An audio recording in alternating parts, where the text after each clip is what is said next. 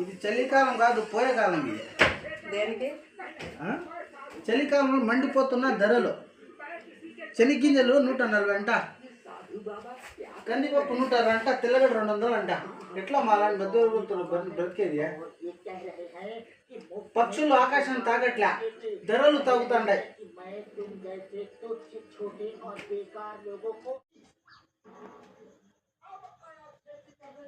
బయట నుంచి వచ్చారు కదా, ఏమన్నా తింటారా? మీకు ఇష్టమైన చెప్పండి, వండుతాను.